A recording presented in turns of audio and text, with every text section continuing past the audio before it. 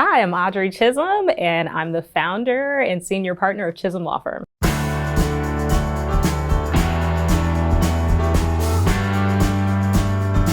It shouldn't be this hard to be a superhero.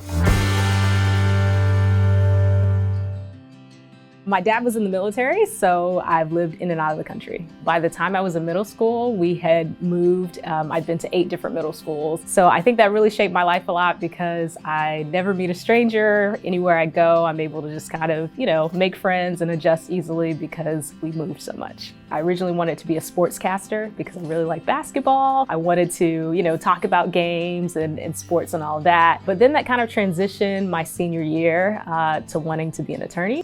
Originally, as far as practicing law was concerned, I figured I'd do something with maybe real estate or maybe entertainment law because I'm a musician. I play like 5 instruments. So I was like, I'll help my musician friends and do something in music law, etc. But when I started practicing law, for whatever reason, everyone started asking me about nonprofits. So that ended up being my thing. I was 17. I had such big dreams for starting my nonprofit. It's called Revolution Leadership. I was excited. I wanted to change the world.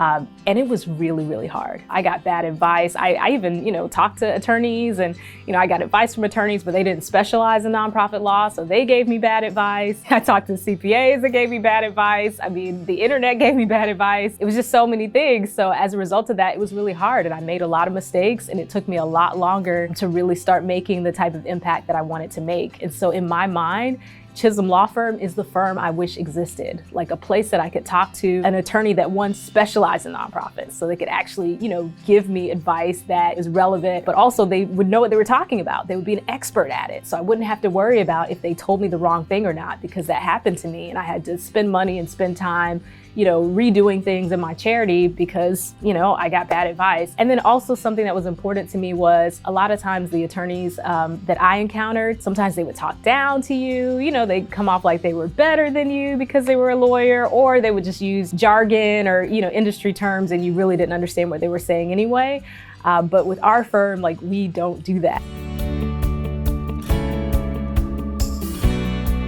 So at Chisholm Law Firm, we have a really special culture, and it's something that I'm really proud of. Traditionally, when people think of law firms, a lot of times it's a very adversarial environment. It's ultra competitive, and as a result of that, sometimes it can be somewhat of a hostile environment. Thankfully, with our firm, it's almost the opposite. It's a team culture. We have events and activities where we do things as a group. Even our staff meetings, they're fun, they're light. We focus on our strengths, we celebrate accomplishments, and it's really a team environment. We are all, winning as we are making an impact and helping our clients, which helps the world. It's a workplace that is making a difference, and I know it makes a difference to our team. And then it makes a difference to me. I think Chisholm Law Firm has allowed me to practice law in a way that I'm comfortable.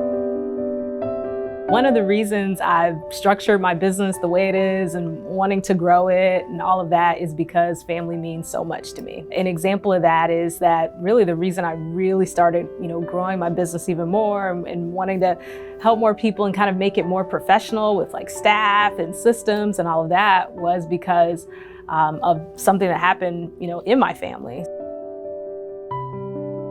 My husband, a few years back, he actually got really sick and we didn't know what it was and it wasn't getting any better. And it got to the point where he could not work. I remember just thinking, I was like, if he's not able to work anymore, what would our life look like? And I knew I couldn't afford to support us as a family just off of what I was making from the firm. I said, Audrey, you have to do better. You have to figure some things out. You've got to get this business to work. Because what if you need to care for him full time and be here for the girls? You can't afford to do that right now. Your family needs you.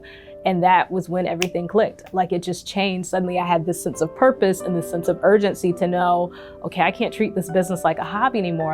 I've got to become a better business owner and really grow and learn how to do things because my family needs me. And so that year, that was the first breakout year we had with the firm. Suddenly I wasn't afraid anymore to get my message out, and I was like, okay, let's do this.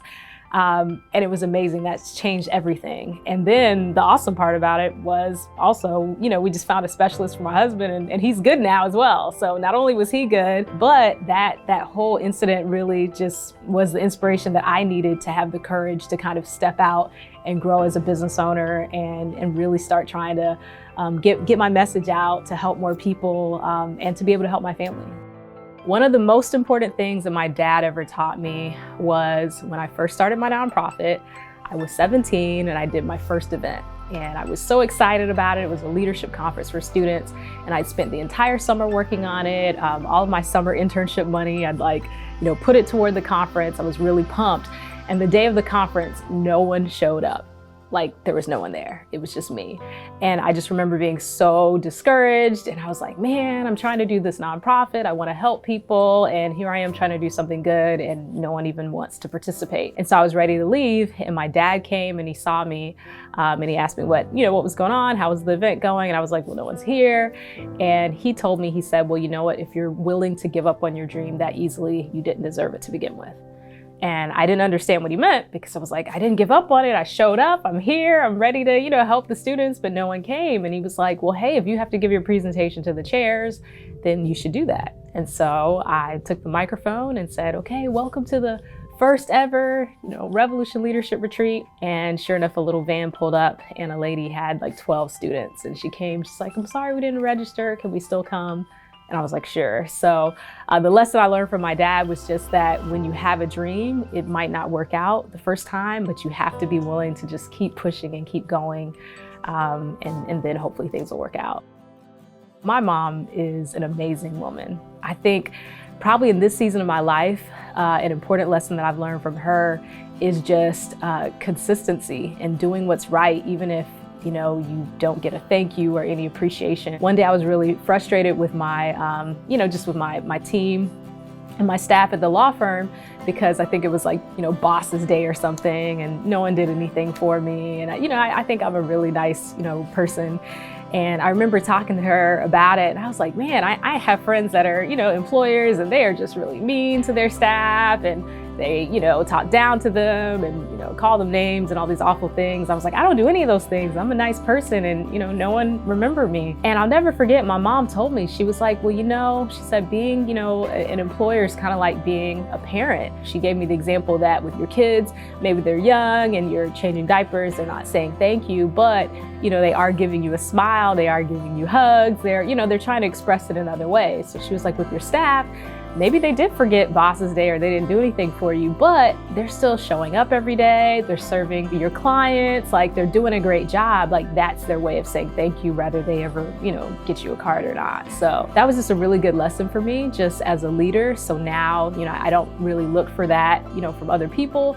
Instead, I just know, hey, as a leader, your job is to show up and do the right thing and treat people, right, whether you get a thank you or not. I feel like I was always a leader just as a child. I always liked helping people and kind of figuring something out and then showing other people how to do it. But I definitely think it's been developed over time. I don't think any of us are born or just show up with all the answers. I used to look at, people that would run really big companies and I'm like, man, how do they know how to do all those things? Where did that come from? And now I know that it's development, it's personal development, investing in learning new information and, paying for coaches and experts and people that can help you so that you can be the best version of yourself. I remember reading this one book called The 21 Irrefutable Laws of Leadership by John C. Maxwell. And he has this one principle in the book and he calls it the law of the lid. And basically that concept is that an organization will never grow beyond the capacity of its leader. So if the leader has, this lid, the ceiling for, maybe how many people they can manage or how they can grow an organization, then that will be the cap for that organization. And I always remember that principle and just have carried it with me for all these years. So I would say leadership is crucial, so for our law firm, as far as, growing and reaching more people and helping more people, a lot of it has to do with just, our leadership team and us taking the time to invest in ourselves and further develop ourselves as leaders so that we can, have the capacity and the ability to keep growing so that we can help more people. I would define success for Chisholm Law Firm as being able to get an extraordinary result for every person that we serve. So if our clients were able to come to us with whatever plan or vision they have for starting their nonprofit or a foundation or a charity or whatever they want to do, if they come to us with that and say, hey, this is what I want to do, and how do I get there? And if we're able to work with them and help them through the process, make it easier and really take the pressure and the load off of them so that they can do something extraordinary and make a difference and just, make an impact, that would be success for us. As I reflect on the last 5 years of my career, I would say the highlight would be having the courage to grow my business. I think the majority of attorneys remain as like solo law firms. That's kind of like the majority in our industry. And so anytime you step out and say you want to grow, there's just, so many fears there, and it's not really anyone around you that has done it. So you feel like you're on an island trying to, reach this goal, and everyone around you is afraid and telling you, oh my gosh, I would be afraid to hire employees, and how can you do this or what have you. But it just takes a tremendous amount of courage, and I'm so proud of myself for just not listening to the negativity, but instead just trusting God and having faith and confidence in myself, and just working hard to really do that. As far as what motivates me to keep growing an already successful organization, my personal opinion is if you know that you are the best in the world at something and you know that you can help people with it, if you're able to help more people, it's almost selfish not to. And I sort of look at it as if, someone had a cure for, say, cancer, and they had this cure, they know it could help people, it could change lives, but that person was like, you know what though, I only want to, help maybe 100 people a year, and I'm good. So that's kind of how I see it. I know we're the best at what we do. I know there are so many people that need to be helped. We have clients every single day that call us that have hired other companies. They botched up their paperwork. They gave them bad advice. They had a bad experience, and then they come to us, we take care of them, and now they're out there changing the world. And then also a part of it is just that whole inspirational piece, which is I'm inspired by people that have the courage to really have a vision, have a goal, and they go after it, and they make a difference, and it inspires me. So I know I want to be that inspiration for other people as well. And even with my daughters, I'm always telling them, hey, you can do anything you put your mind to and go out there and change the world. But I want them, when they look at their mom, like that they can say, hey, mom didn't just tell me to do that, she lived it, and she was out there doing her absolute best to help as many people as possible.